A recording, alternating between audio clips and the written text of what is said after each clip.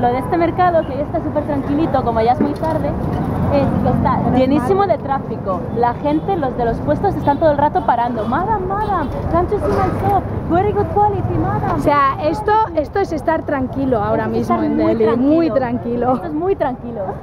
No te agobian todo el rato. Tendrías a 5 personas a cada paso.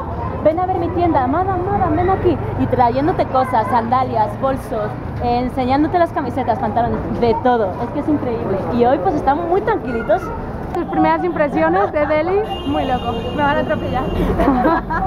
Que no, que son muy precavidos, que aparecen 7 rickshaws, 4 motos y 2 camiones y te pasan por ahí todos, te peinan. ¡Chalo! Ah, perdón. ¡Chalo!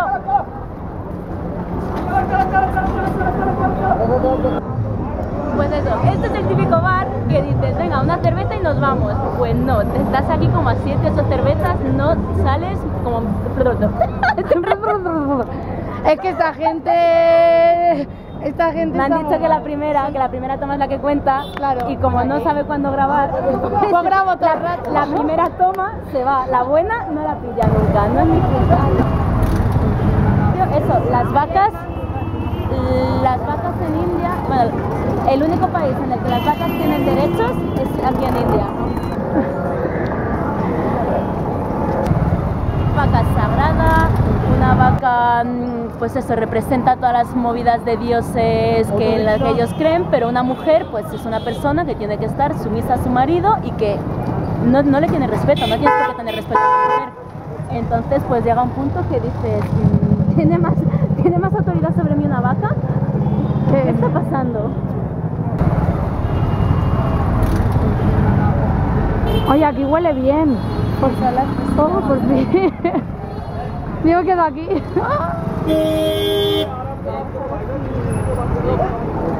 Hay algo que es muy común también, es que los chicos pueden ir de la mano, pueden ir abrazados y no pasa nada porque es normal, porque se ve como un símbolo de hermandad. Pero en cambio una mujer no puede ir nunca. Está, digamos, mal visto por cierta gente que vaya cogido de la mano o vaya agarrado a otra chica. Bueno saberlo. También me han contado, pero esto no sé hasta qué punto es cierto, también me han contado que el ser gay no está reconocido, de hecho está prohibido, pero entre amigos se lo pueden montar porque se ve como tienen la inquietud. A ver la cara esa.